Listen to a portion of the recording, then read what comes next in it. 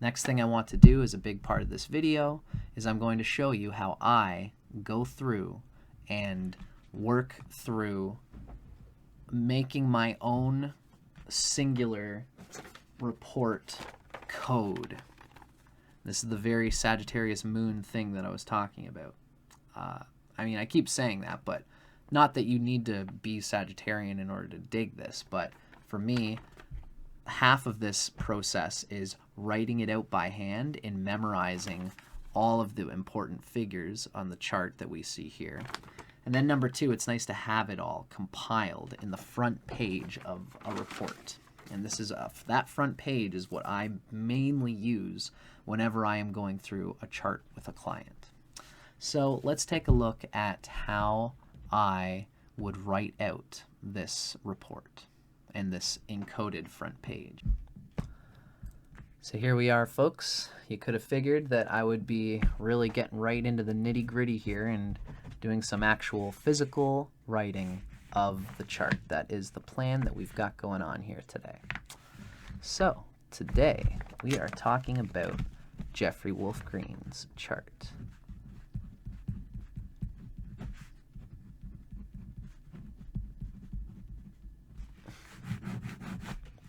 So, bingo. This is how we would start it. Now, I go through a process that I've just memorized at this point, and I want everyone to just consider this as you can do this in different ways. Some people would likely draw out a square. Most Vedic practitioners would just draw out the Rashi chart. One of the reasons that I enjoy doing this is because I have really become a combination of Western as well as Vedic astrologer. So what I do is I draw my pretty much perfect enough circle. I'm going to draw my 4 cardinal points. And I like to be able to see what the chart looks like in a sort of circular Western way. So I'm drawing out my house cusps here.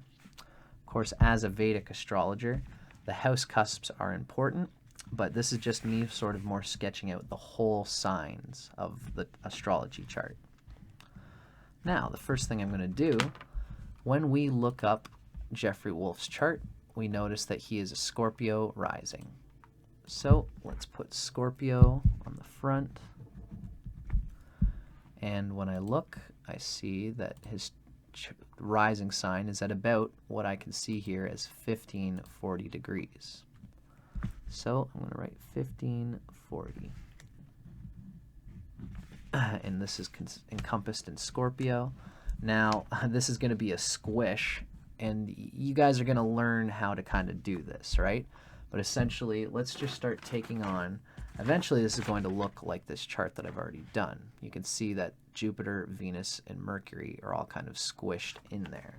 So for the sake of brevity, I'm just going to, usually what I will do is I will turn to the page of the main chart, which we can see here is the main chart given in Kala as the overview, right? Hopefully my camera is not going to be too blurry throughout this whole thing. But essentially you can see Venus, Mercury, and Jupiter here. So for the sake of keeping things tight, I'm probably just going to write them out in this way so that everybody can see what I'm doing here. So we know that Jupiter is at 14 degrees of Scorpio. 1436. We have Venus, and we also have Mercury. And Venus is retrograde. So we have Venus at 1750, and we have Mercury at 21 degrees, 18 minutes of arc of Scorpio. And what I do is I write out these little markers so I know what's what. I drew Jupiter a little big there. Then I've got Venus here. And then I've got Mercury here. So that might look a little bit squashed, but that is the way that I typically do this thing. We can see that once my camera stops sucking, we will see those 3 are here for me to be able to see now whenever I look at this chart. the next thing I'm going to do is put the next three things. Unfortunately, I've squashed these a little bit more in a way that I wouldn't like to, but this is just how it goes. I'm going to put the Sun, K2, and Mars here in Sagittarius.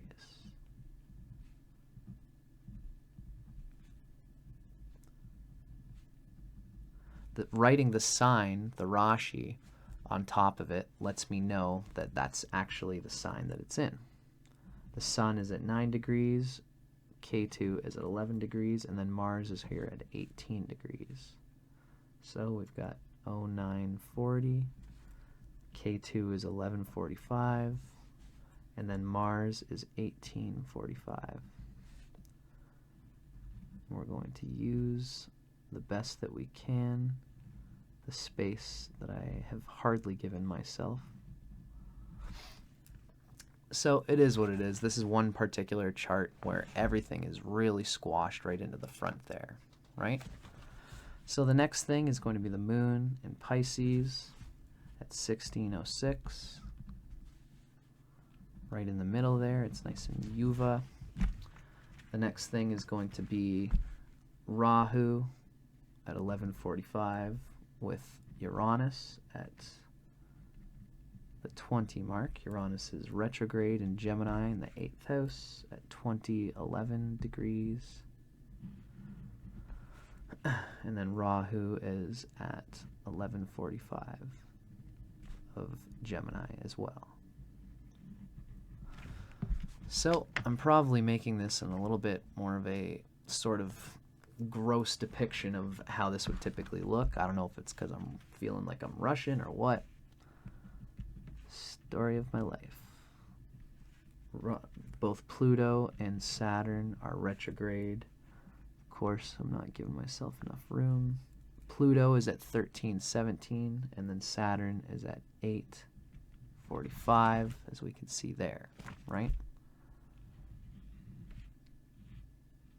And that is Leo. Right. So this is just to give you guys a vague apprehension of how I typically do my thing. Next we have Neptune at 1020 of Libra as well. And this is where I usually begin my journey of sketching out a person's chart.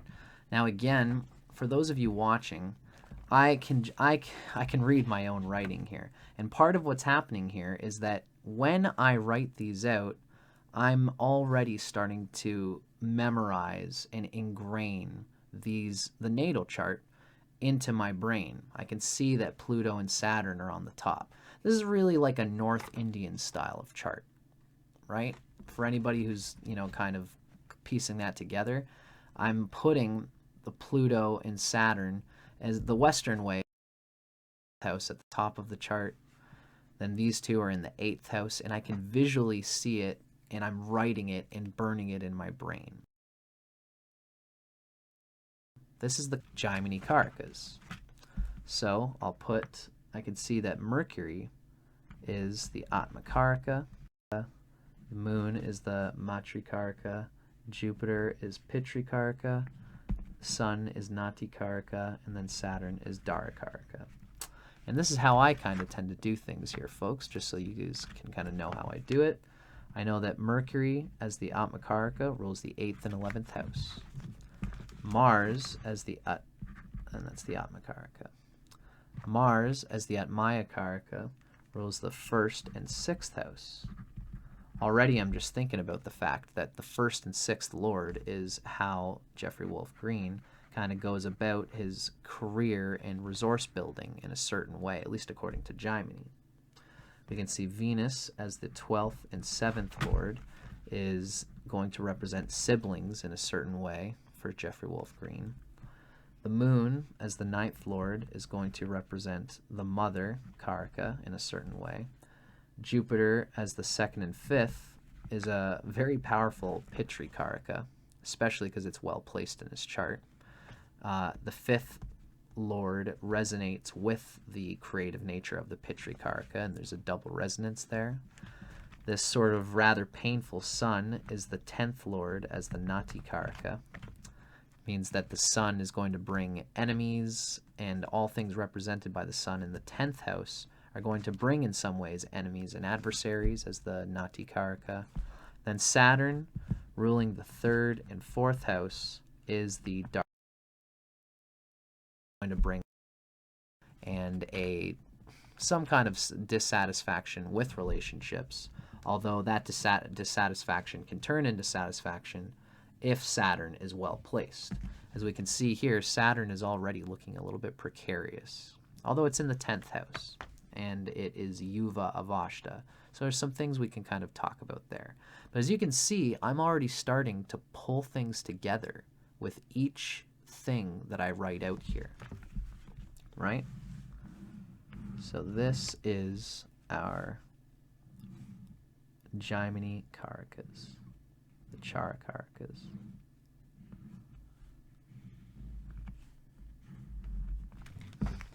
Bingo, right? Excuse my rather rock and roll writing. As long as I can understand it, that's what I often tell myself. So first, the next thing I want to do is I'm going to put a square here, because this is going to end up being my D9 chart, my Navamsha chart. After you do enough of these, you'll just sort of memorize the fact that you can organize the South Indian style of chart in that certain way, or the North Indian style if that's what you prefer. It's not necessarily needs to be one or the other. Now, I'm sketching things out here. Now, I'm just going to show you things that I already know how to do. What I'm going to do is leave this little space here at the bottom. That's going to be for Shad, bala, Lagitadi avashtas, as well as the conditions for the prosperity of the houses, as you're going to see. And once I have this, I'm going to create this little square here. This is really, this is just how I often focus on astrology charts. As you guys might know from my courses that I've done with Asheville Vedic Astrology, I am somebody who puts emphasis on the D60 chart for various reasons. Now, something that, before I get into these important Vargas, the D9 and the D60, something I'd like to see is an overarching emphasis of strength in the chart. So what I'm going to start pulling out is the Shad bala strengths. And this is something, again, it's a process that I've just sort of memorized. I know that I'm going to 1, 2, 3, 4, 5, 6, 7. I give myself a little space here. And then I've got 1, 2, 3, 4, 5, 6, 7. I wish I had not made this little mistake here, and that sucks, but we just got to roll with it. These 7 panels are going to be the Lagitadi strengths, the Lagitadi avashta strengths, and then these panels are going to be the Shad bala strengths, right? So what we're going to do here is we're going to look up what we know to be, we're going to go to new volume, Kala, Jeffrey Wolf Green. Now what I'm doing here is I'm going to look up the Shad bala, which of course, for you guys watching, you guys know that I've already printed this, and we can see it. I could just pull it out over here, and this would be the printed page of the Shad bala for Jeffrey Wolf Green. Now, I have this on my computer just so we can see it with a little bit more clarity. We look it up and we can see the Shad bala screen here. So this is Jeffrey Wolf Green's Shad bala. Now, they're all organized in various ways, and ultimately, you shouldn't necessarily just look only at the Shad bala when you're considering somebody's chart. But the planet with the overarching highest Shad bala is still a very useful thing to see. It's really the planet with the most inherent strength and power and loudness in a person's experience. I myself have experienced my own highest Shad bala planet very strongly in my life.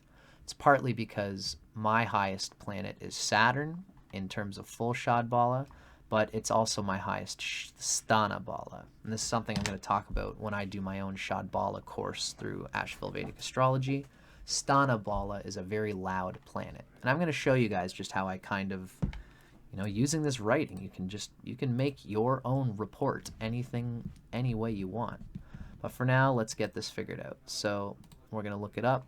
We see that the first highest Shad bala is the moon, and the moon has, at 528 points of Shad bala, the moon has 146% of the strength required to function properly.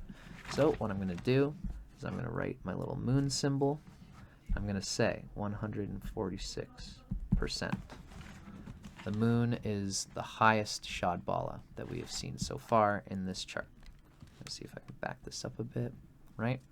So then the next one is, I believe, is Jupiter, if I remember correctly. That's right. So Jupiter is the second highest Shad bala, and it has 134% of its required strength. So I'm going to put this down here as well, 134%. So you guys can kind of see where I'm sort of going with this, right? Now what I'm going to do, just for the sake of brevity, is I'm going to just quickly sort of spank these out, just so we can sort of rock and roll and see it all kind of happening here. The next highest is going to be Mercury. Mercury takes a lot of points to be high, and this Mercury, the third highest, is at 104% of its strength. Let me just see if you guys can see me here. Good. I'm going to try to make it so that the camera is not blurry. It's my first time kind of dealing with this type of video, so you'll have to bear with me, but this is just all part of the fun, right? Mercury is at 104%. The next planet is going to be Mars at 140%. The next planet is Saturn at 125% of what's required. Venus is at 107% of what's required. It's an important planet for Jeffrey Wolf Green, and it's there, and it's high enough. It's got really what it needs. One planet that does stick out like a sore thumb in Jeffrey Wolf Green's chart is the Sun at 82% of its required strength. This is an important factor, and this is why I'm going to kind of come down here and say that it's under. Right? So now already, again, I'm starting to make a key code for the things that I want to see and visualize constantly when I'm doing this chart for this client, right? Now, something I want to just show you guys quickly here. We see that the moon is the highest Shad bala, and that gives an important sense of a certain type of inner strength when it comes to the moon. One thing I want to convey here is that something that's very important is to see the highest sthana bala of a planet inside the chart. And when it comes to Jeffrey Wolf Green, what we can see here is that these planets, the points at the top, sthana bala is going to show an emphasized planet in the person's like energy, in their personality, in their countenance. And really Mars at 240 points of sthana bala, as well as Jupiter at 236 points of sthana bala. These two are the highest sthana bala, and so I'm just going to make a little note of that. Mars, high sthana, and then Jupiter, high sthana bala. So we can kind of see that here. And we know that Jeffrey Wolf Green is going to be able to really feel in a felt way the sthana bala of Jupiter and Mars. And this is important. You know, Jeffrey Wolf Green, as we know him, is a very Jupiterian person, and all symbols related to Jupiter, which is important because we can see that the south node is being heralded by Jupiter. The south node is in Sagittarius, and as well, Jupiter is in the first house with Venus and Mercury. So the fact that this Jupiter has very strong sthana bala as well as Shad bala overall shows that this is going to be a part of his energy. We can see it when we, Jeffrey Wolf Green, the person who owns this chart, is a very mystical minded person. He's a teacher of astrology and metaphysics and mysticism. So the nature of Jupiter, of being a lone yogi who listens, is going to be something that is in his physical radiating energy. And that is going to be useful, especially for that south node, where he needs to use the south node in Sagittarius. He needs to use its lord, Jupiter, in order to gain what he needs in order to eventually move towards the Rahu pole. You want to have an abundance of what's signified by the south node in order to be fortified when you try to move towards the Rahu pole.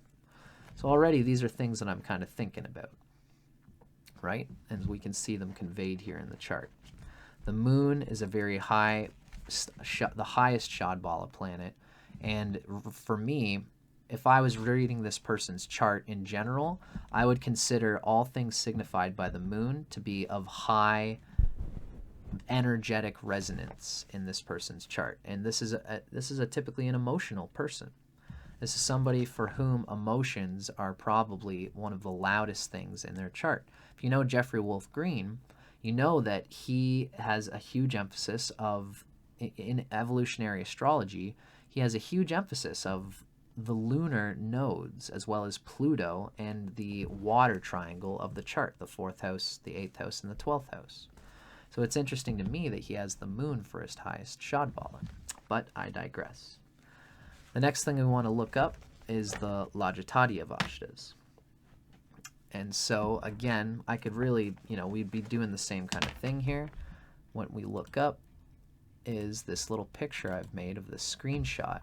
And this is essentially just the conveyed figures of the Lagitadi avasthas. The top is just, Ishta Sabha Digbala. I've got that there for convenience sake.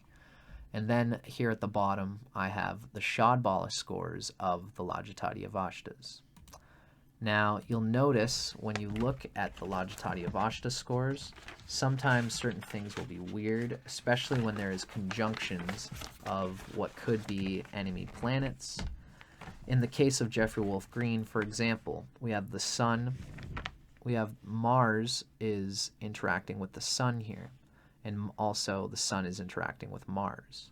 What I've kind of done here for Jeffrey Wolf Green's chart is what we can see, that the Sun is at 9 degrees.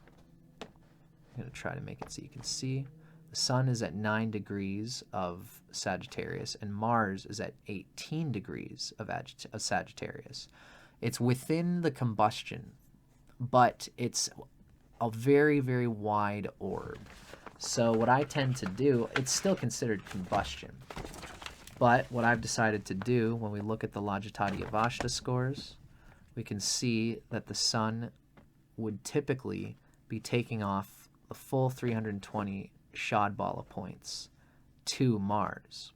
I've just taken it and put it in half, and I've put it to 160. God, I wish this camera would just stop sucking right now. I'm learning how to use this camera, folks.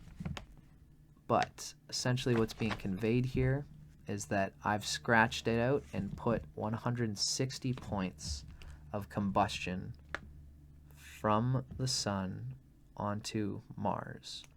Now, what I had to do then is add up all the scores that are shown. All of Mars is positive scores from friends. There's a little bit of an aspect from its friend the Moon, and then we've got a little bit of an aspect from Jupiter, simply, of course, because we know that Mars is in the sign of Sagittarius. Mars being in the sign of Sagittarius, it's going to be delighted by its friend Jupiter, and that's why we see this high score coming up in the Lagitadi avasthas. When you add them all up together, it does equal out to 1,066. Now for the Sun's case, for whatever reason, Kala can be a little bit funky with how it regards these scores. Kala thought that Mars was going to damage the sun, possibly because Kala, I think, might have thought that it would be shamed by being with Mars and Ketu.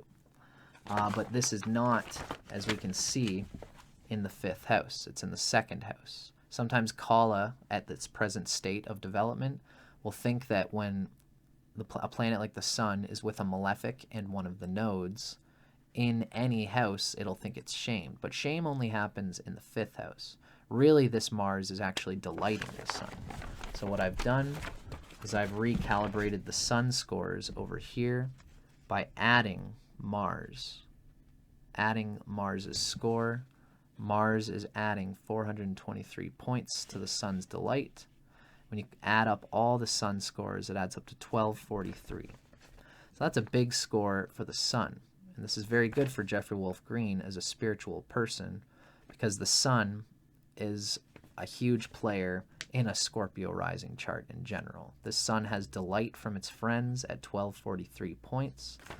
And so the sun is able to do what it needs to do and to fulfill its agenda a little bit better. We can see all of these scores of all these planets conveyed here. The only real heavy one is Saturn at minus 18 points of total Lagitadi avastha power. This is coming from the fact mainly that it's in the sign of Leo, as we know. So we can see here in the main chart.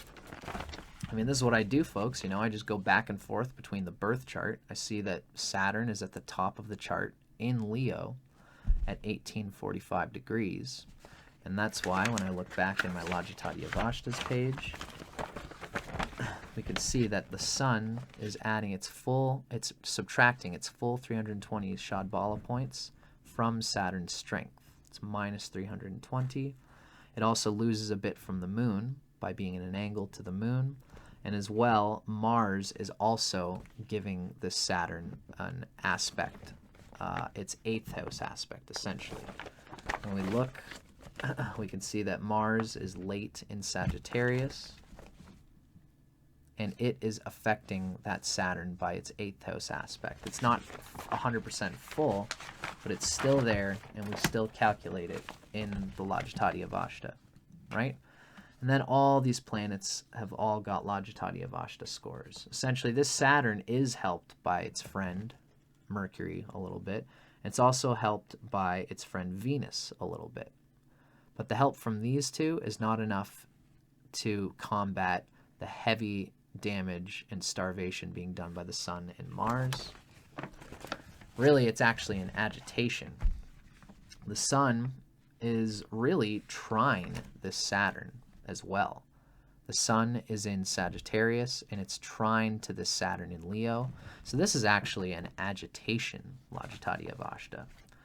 So one thing I will put, just because that's such a heavy thing, this is the kind of thing that I'll do, is this is me starting to develop my key code here, right? What I'm going to do is put Saturn over here as the 3rd and 4th lord, agitated by the Sun, which is the 10th lord, and the Sun also happens to be Nati Karaka. Right? So we can see that that's a heavy agitation going on there.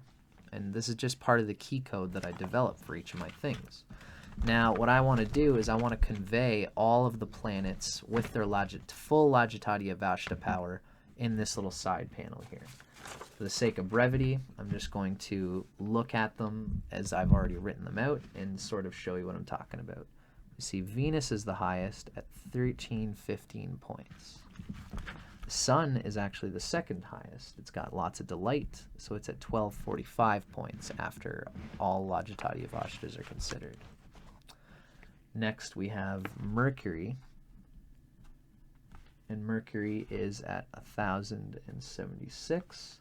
Very, very useful because, as we know, Mercury is the Atma Karaka, and Mercury is holding the North Node. This is very important in Jeffrey Wolf Green's life. Mars is also quite high at 1066. The Moon is quite high at 990. Jupiter is really kind of average at 422. Is that correct? I just want to make sure I'm looking at a 4 and not a 9. But this would make sense.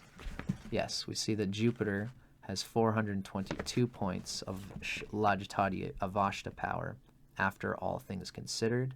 It's being helped by its friends, the Moon and Mars, but it's being damaged by Mercury. It's minus 440, and then as well by Venus at minus 354. So Jupiter ends up having 422 points. And it still has enough really to do what Jupiter's got to do. My weird little Jupiter symbol here looks more like Pisces symbol than Jupiter. And we know that that Jupiter is strongly damaged. This is an important one because Jupiter is the south node ruler. So something I would put down here as part of my little sideline is I would convey, gosh, I think the brightness of my light might be what's really bothering me here. Jupiter, as we can see, is being starved by the 12th and 7th Lord, Venus, plus the 8th and 11th Lord, Mercury. And of course, this is going to be part of what we see in the experience of the person that we're talking about. Jeffrey Wolf Green's Jupiter, which is his second lord, you know, I've spoke to this a lot in the chart interpretation that me and my friend Timothy did on my channel. Venus is the lord of marriage for the Scorpio rising because it's the 7th lord as well as the 12th lord. This means that interpersonal relationships are going to sap Jupiter, which is the 2nd and 5th lord. I should have written that down as well. So the 2nd house is going to be starved by all things Venusian. The 2nd house of Jupiter, which holds that very important south node, is also starved by Mercury as the 8th and 11th lord. So really the celebrity of Rahu, this is an important thing because Rahu is in Mercury. So Mercury is the Rahu lord in the 8th house, also ruling the 11th house of Virgo. So these symbols of Rajasic sexual passion and energy used for celebrity purposes and fame purposes as an astrologer are going to sap his own personal resources, his own personal gains, and his own personal monetary, and even his vitality, as well as his creative life path through the 5th house. He probably could have done a lot more creative, personally yogic things as a Scorpio rising, but he probably surrendered a lot of his energy and time to this 8th house, 11th lord, Mercury. Mercury, which is starving Jupiter as well as Venus. So ultimately, though, Jupiter overall has enough to do what it needs to do with that 422, but in Venus and Mercury dashas, that Jupiter would be strangled a little bit by that starvation. Now finally, the real big heavy hitter is Saturn with minus 18 in Lagitadi avasthas. That means that that Saturn is really being drowned out by the trine of agitation from the Sun and as well the agitation from the aspect of Mercury. And this is something that is now conveyed in the Lagitadi avasthas. And this is something I usually put here under. That Saturn is most definitely under the strength that it should have. I just wish, there we go. We can see that I wrote under there. My camera's a little bit weird, but I'm just gonna have to deal with it. Ultimately, we can see what I'm starting to build here is this main key code of this person's chart. Now, what I'm going to write out next is the Shodasha Vargas of the D60 and the D9. Now for the D60, what I'm going to do is I'm going to pop up the Shodasha Vargas, and we can see the Shodasha Vargas here. We look all the way down to the D60, and we can see them all conveyed right here. Jupiter in Aries with Chiron, Saturn and Mars in Capricorn, Ketu and Moon in Scorpio, Venus, Pluto, Uranus, and Libra. I'm not going to use the moon because this is the D60 chart, and the moon moves a little bit too fast to really be sure that that would be exactly correct. But all these other planets are pretty much probably where they are. With the possibility of Mercury, it's right in the middle at 1843. So Mercury is probably fine there too. So we can see that D60 chart. The D60 chart is the Shastamsha, and it is a key part of understanding the past life guts of any person's chart, as I've talked about in a few of my courses available at Asheville Vedic Astrology YouTube channel. So I'm just going to give this a quick rundown here. Backwards on that Chiron. Got Jupiter and Chiron in Aries. We've got Rahu and the very important Atmakaraka Mercury in Taurus. We've got Neptune in the sign of Gemini. We've got the Sun in Cancer. We've got Venus, Pluto, and Uranus here in the sign of Libra. We've got Ketu in Scorpio. And then we've got Saturn and Mars here in Capricorn. So this is me just giving a little rundown of the D60 chart here of this person. And what I often do is I often convey that it's an important resonance to show the sign of Rahu and Ketu in the D60 chart, and I'll even put it in my birth chart. So we can see it's a significant thing that Ketu is in Scorpio, and that Scorpio happens to be the rising sign. So this is something that I'll write out and show myself, as you can see here, once my camera stops being a jerk. You can see that Ketu is the D60 Ketu is in Scorpio, and the D60 Rahu is there in Taurus. This has big significations, especially because there's so much important stuff going on in the sign of Scorpio. It really shows an incredibly loaded chart in terms of Jeffrey Wolf Green, of course. The past life Ketu sign being in Scorpio shows that he had a lot of emphasis of all things Scorpio, as well as the self. A huge emphasis on the self by the south node being in the first house. Of course, Mars resonates with the first sign. So there's a huge emphasis of self and a huge emphasis of the need to integrate Taurus and the seventh house of others. It's very interesting to note that Venus is in the first house, in the sign of Scorpio. These are all the kinds of things that, of course, I am going to be running through my head when I write out the D60 chart. I hope you guys can see the point here is that I'm decoding the chart as I'm writing it out and plugging it in. Writing it out is forcing me to make all of these connections, right? Now, what I like to do for the D9 is I just look at the actual points of the planets, because I kind of got them memorized, you know. Jupiter at 1430 is going to be in the 5th Navamsha of Scorpio, so we count from 5 signs from cardinal water, which is Cancer. 1, 2, 3, 4, 5. So this Jupiter is actually Vargatama in Scorpio. We see Venus is at 1750 of Scorpio, and so it's going to be in the 6th Navamsha of Scorpio, the 6th Navamsha of a water sign. So we're going to count 6 from Cancer. 1, 2, 3, 4, 5, 6. We see that Venus is in the Navamsha of Sagittarius. This is the kind of thing that I've memorized because I've done this so many times. And this is part of the reason why I'm encouraging people to start actively getting your hands into a handheld chart in this way. Mercury is at 2118 degrees of Scorpio. And so we can see that that would be the 7th Navamsha from Cancer. And that is going to be, that is the 7th Navamsha of Scorpio, a water sign. So we're going to count 7 signs from the cardinal water sign Cancer. 1, 2, 3, 4, 5, 6, 7. Mercury, the Atmakaraka, is in the Navamsha of Capricorn. This is something that I'm going to say is important. It's one of the reasons why Jeffrey Wolf Green was a writer. It's because his Swamsha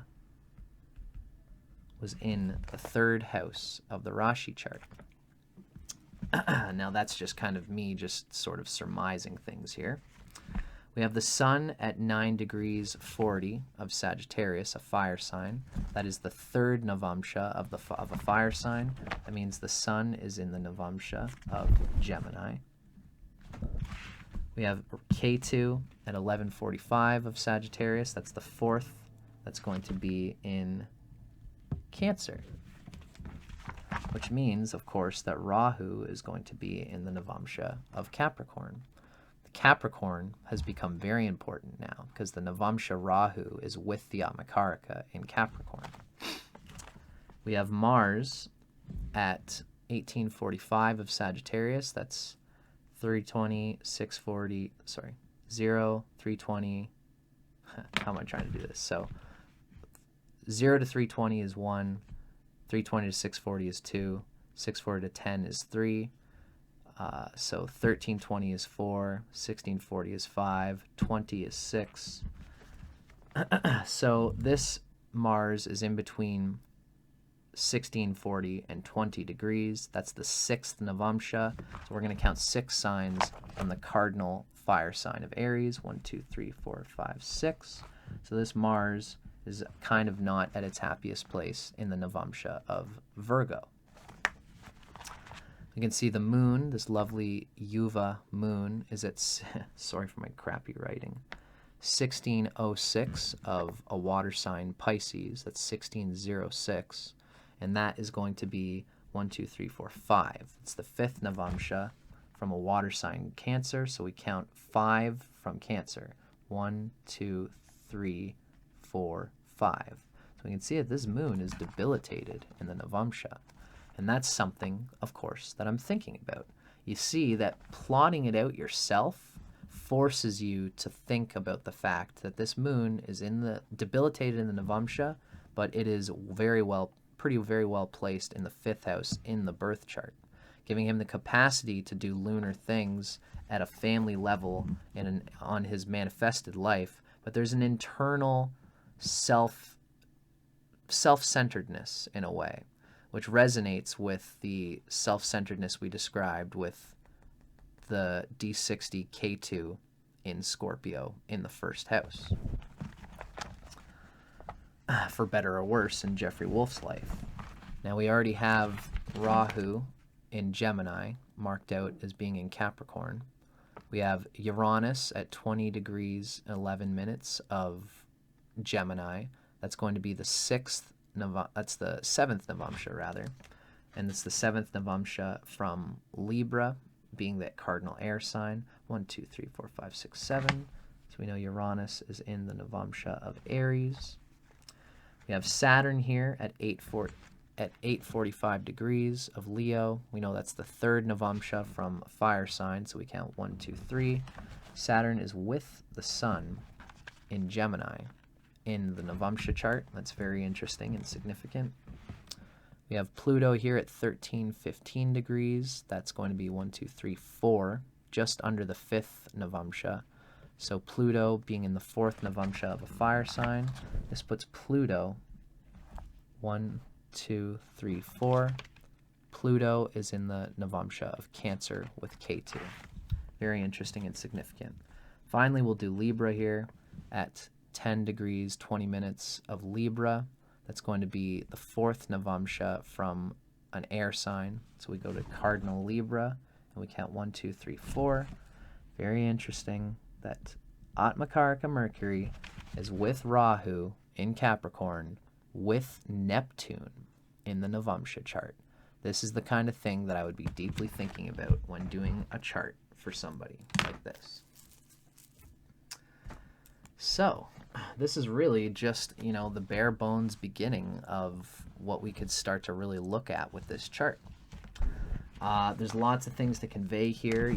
Oftentimes I'll write in the corner some other extra little things, like for example, the 2-5 Lord Jupiter is in mutual yoga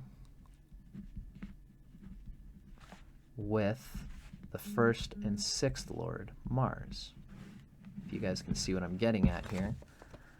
Jupiter is in Scorpio, ruled by Mars, and Mars is in Sagittarius, the 2nd house, which is ruled by Jupiter.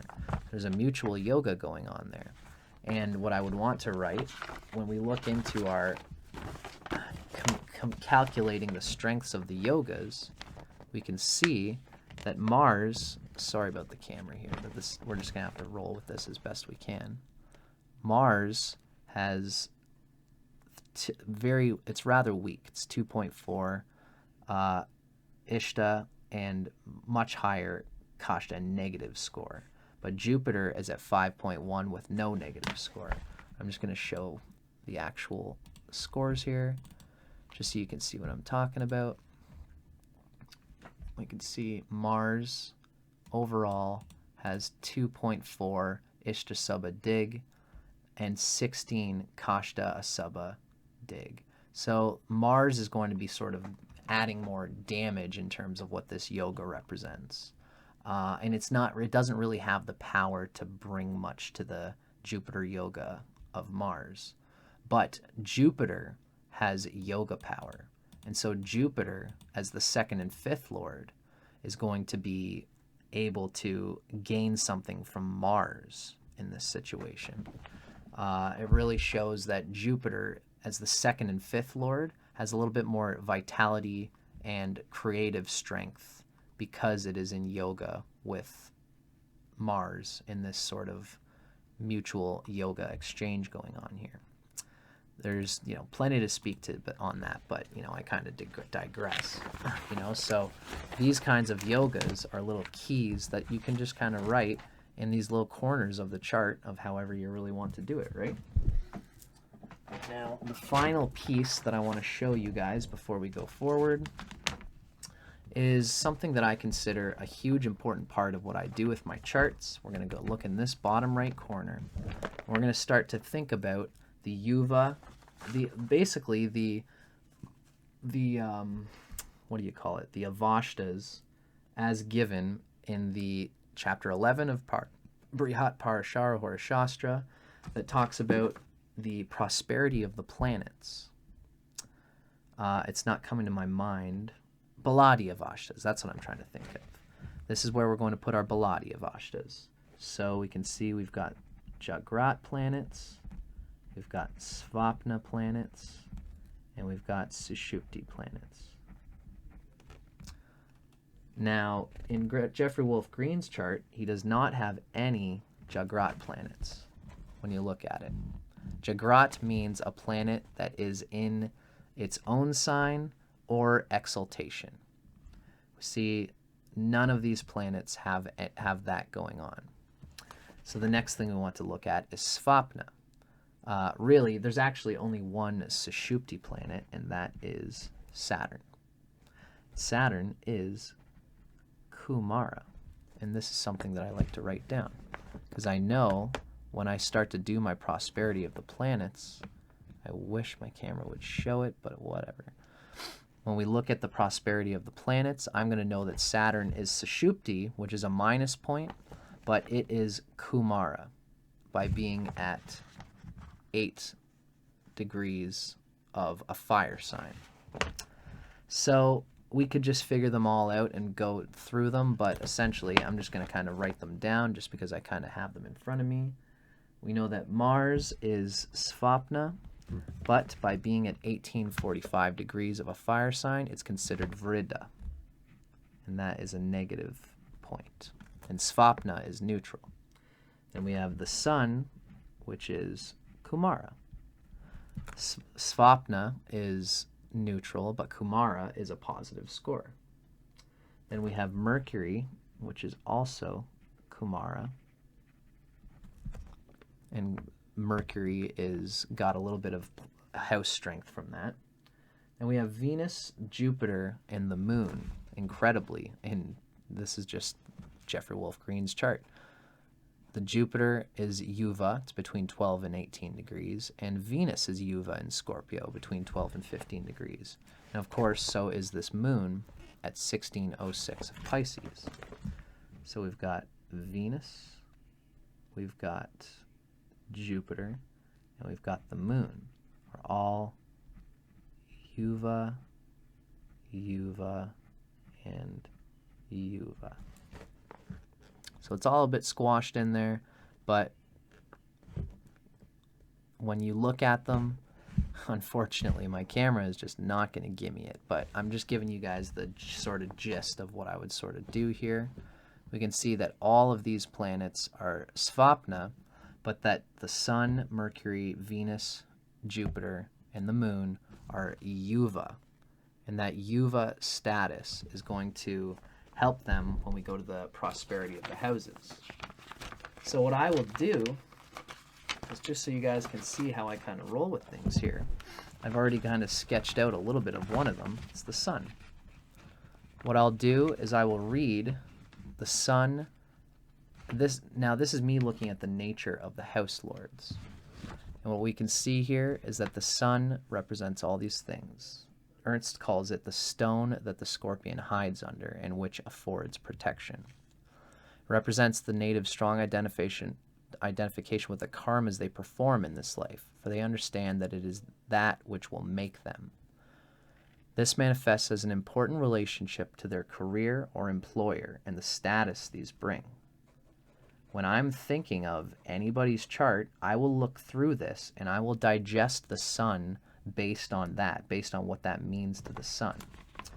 Now, ultimately, we can look through the prosperity of the houses. We know that the Sun is Kumara, the Sun is Svapna, which is neutral, but Kumara gives it a plus. It's with malefic Ketu, which is a minus, and it's with malefic Mars, which is also a minus. So overall, the Kumara gives it a bit of blessing, but these two malefics ultimately give the Sun mild annihilation. And this signifies a mild annihilation of the 10th house and all things that is represented by the 10th house Lord of Scorpio. An important one that I want to look at with you guys is this Mercury, because Mercury is the Atma Karaka of a Scorpio rising chart. So when I look and I'm trying to understand what is going on with this Mercury in this chart as the Atma Karaka, I'm going to come back here and I'm going to see what is Mercury to Scorpio. Well, we see that Mercury is the crevices that the Scorpio dwells in. It's their secret desires and their deep passions, as well as, the ability to research and the ability to gain from that research. Mercury, as the 8th and 11th Lord, represents the desires the Scorpio native needs to transmute. Mercury is a planet of dealing with others in order to fulfill one's desires. Mercury gives gains from others' resources, and it's a planet of, and it's Mercury that gives the politician reputation to the Scorpio native. Ruling the evil 11th house along with the difficult 8th house makes Mercury the greatest temporal malefic for the Scorpio native, and may incline them to pursue their goals in not so socially acceptable ways. And this is a for better or worse thing. This is the Atma Karaka for Jeffrey Wolf Green, and it's pretty well placed. It's got lots of Lagitadi avastha strength, as we know.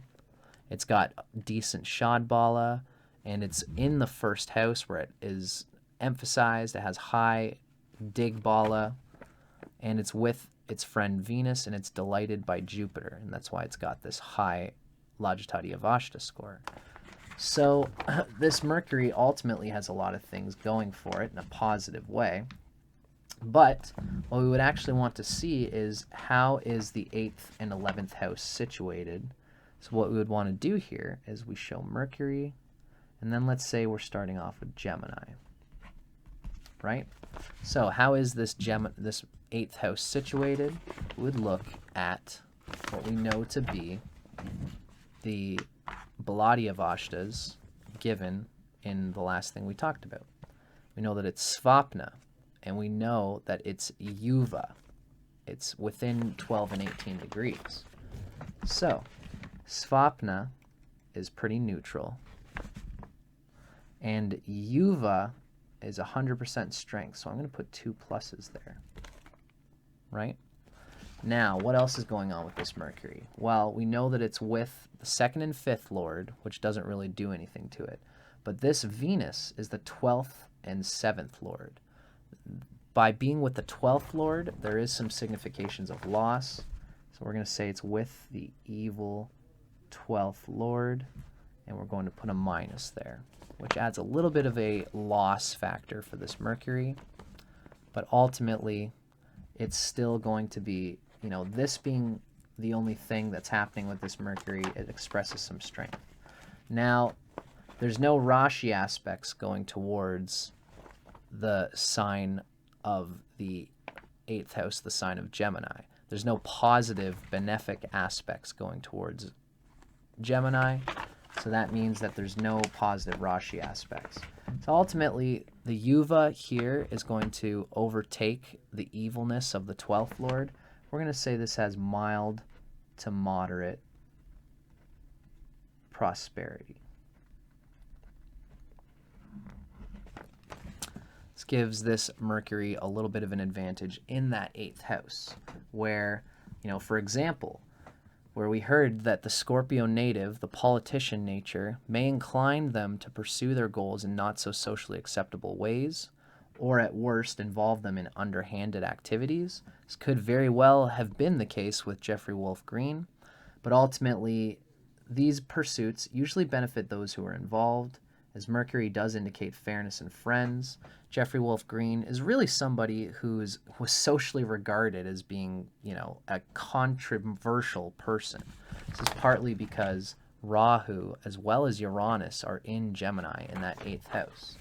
And as a spiritually minded person, especially with this Jupiter high in Shad bala, you can see that ultimately Jeffrey Wolf Green really didn't want to do anything underhanded when it came to what he did in the astrology world. So I wouldn't read too much into that, but there was a malefic energy with his Mercury, and we can see that he would have caused ripples and confrontations in the astrology world that would have frustrated a lot of people.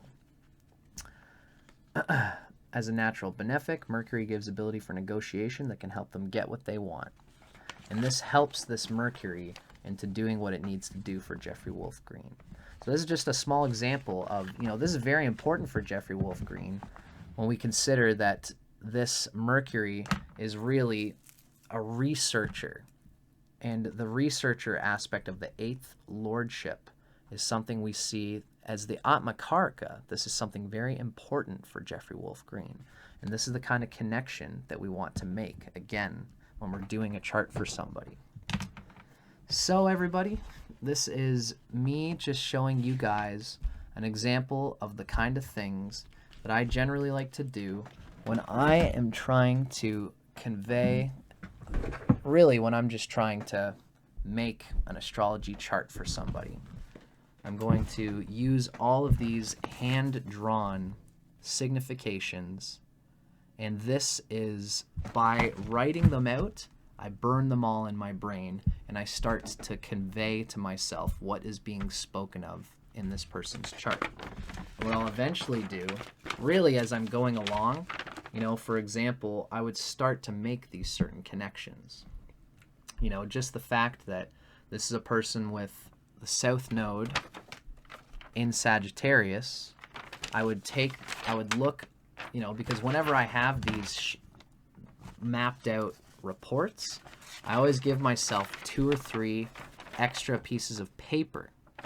With these extra pieces of paper, I can write down my notes again right off the bat, and I can just put South Node, Sagittarius, Jupiter. Let's say Jupiter is starved by Venus and Mercury, strong Shad bala. And I can, you know, just start to piece together the narrative and the story that is being given by all these figures in the chart. So to me, this is a huge, important element of understanding a person's chart and understanding the real depth of what we can get out of any person's chart. I hope this has been useful. I hope that you can do what I do. Start experimenting with this and experimenting with the feeling of working out these things onto a physical piece of paper, so that not only have you burned the impression of these things into your brain while continually, making these connections. Really, I should have, as I was going through, I should have been making these connections and writing them down.